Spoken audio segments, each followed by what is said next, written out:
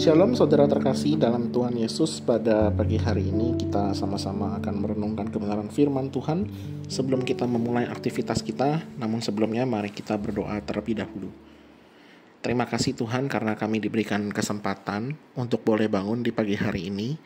Dan sebelum kami memulai aktivitas kami, kiranya Allah Roh Kudus yang menerangi hati dan pikiran kami ketika kami akan merenungkan kebenaran firman Tuhan, sehingga ketika kami merenungkannya, kami mengerti dan melakukan firman Tuhan di dalam kehidupan kami. Terima kasih Tuhan, kami menyerahkan untuk waktu perenungan firman Tuhan ke depan ke dalam tangan-Mu. Dalam nama Tuhan Yesus kami berdoa. Amin. Saudara, tema renungan hari ini akan saya berikan dengan judul pengakuan. Terambil dari Yakobus 5 ayat yang ke-16. Demikianlah firman Tuhan. Karena itu hendaklah kamu saling mengaku dosamu dan saling mendoakan supaya kamu sembuh. Doa orang yang benar sangat besar kuasanya dan ada hasilnya. Sedemikian jauh pembacaan firman Tuhan, mari kita merenungkannya.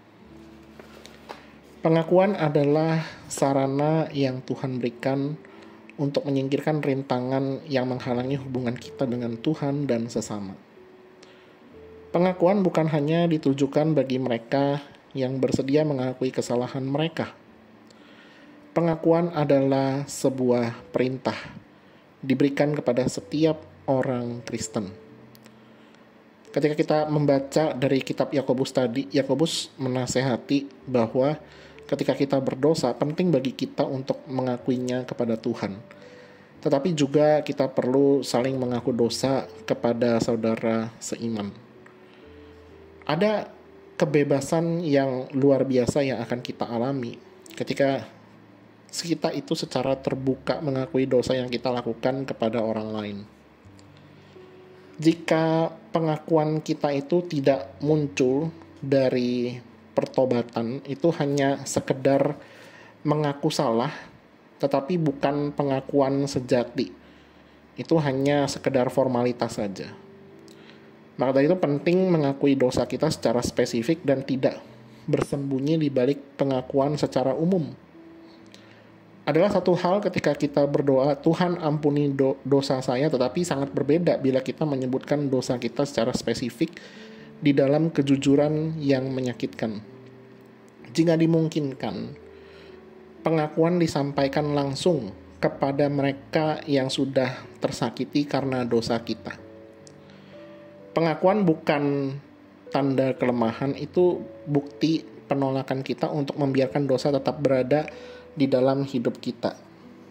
Namun masalahnya dalam hidup kita sehari-hari, malah kita merasa kitalah yang paling benar dan tidak ada dosanya. Maka kita gampang sekali melabelkan orang lain dengan label-label tertentu. Oh, orang ini gampang marah. Oh, orang ini tertutup. Oh, orang ini sensitif. Oh, orang ini tidak suka menerima kritikan dan sebagainya. Itu semua terjadi kalau kita merasa diri paling benar, dan itu semua terjadi kalau kita tidak memiliki waktu sendiri untuk reflektif, mengintrospeksi diri kita kembali. Apakah saya itu memiliki dosa atau tidak? Apakah saya memiliki kesalahan atau tidak? Dan jika kita sudah merefleksikan kembali akan setiap hal yang kita lakukan di dalam kehidupan kita, maka kita perlu sekali namanya mengaku dosa. Yakobus menghubungkan pengakuan dengan doa. Doa-doa kita akan terhalang jika kita tetap mempertahankan dosa yang tidak diakui. Ketika Yakobus menulis tentang janji bahwa doa yang sungguh-sungguh dari orang benar besar kuasanya, itu disebutkan oleh Yakobus dalam konteks pengakuan. Jika kita mengharapkan doa yang berkuasa, maka kita harus secara teratur mengakui dosa-dosa kita. Hanya ketika tidak ada penghalang yang memisahkan kita dari Tuhan dan orang lain, barulah doa kita itu efektif. Tentu saja ini bukan dari tafsiran saya sendiri, tetapi ini merupakan perkataan firman Tuhan. Maka kalau misalnya kita melihat dari Yesaya 59, ayat pertama sampai ayat yang kedua berkata demikian. Sesungguhnya tangan Tuhan tidak kurang panjang untuk menyelamatkan, dan pendengarannya tidak kurang tajam untuk mendengar. Tetapi yang merupakan pemisah antara kamu dan Allahmu ialah segala kejahatanmu, dan yang membuat dia menyembunyikan diri terhadap kamu sehingga ia tidak mendengar ialah segala dosamu. Saudara, ini sudah eksplisit sekali firman Tuhan mengatakan di ayat pertama dan ayat kedua dari Yesaya 59 bahwa ketika Tuhan menyembunyikan diri dari kita itu karena ada penghalang, yaitu dosa-dosa kita. Maka kita perlu mengingat kembali apa yang menjadi dosa kita, apa yang sudah kita lakukan, baik secara komunal, artinya kita mungkin bergosip, merancang sesuatu kejahatan bersama-sama, untuk menyakiti orang lain, untuk merugikan orang lain, atau kita melakukan dosa yang kita lakukan secara pribadi, secara diam-diam. Maka jangan heran ketika Allah tidak mendengar doa kita, dan kita merasa kita tidak bisa keluar dari penderitaan kita, itu karena salah satunya adalah penyebabnya dosa-dosa kita. Maka dari itu, kita seharusnya memiliki kerinduan untuk menyenangkan Tuhan, dan melalui setiap tingkah laku kita mau kita semakin dibentuk oleh Tuhan, dan melalui itu kita mau mengaku dosa kita di hadapan Tuhan, dan kita mau menjadi serupa seperti dengan Tuhan Yesus.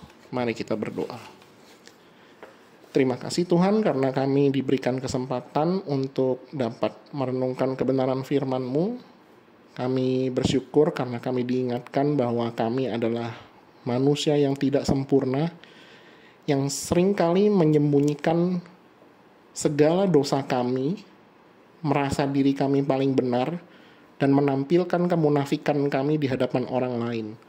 Tetapi melalui firman-Mu pada hari ini kami ditegurkan, dan kami mau dilembutkan hati kami oleh Allah Roh Kudus. Kami mau berubah, dan kiranya Allah Roh Kudus yang memampukan kami agar kami hidup meninggalkan segala dosa kami, dan kami mau tidak ada penghalang di antara kami dan juga Allah.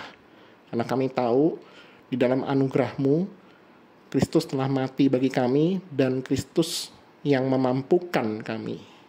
Terima kasih Tuhan, kami mau sama-sama belajar untuk menjadi seperti Kristus. Dalam nama Tuhan Yesus kami berdoa. Amin.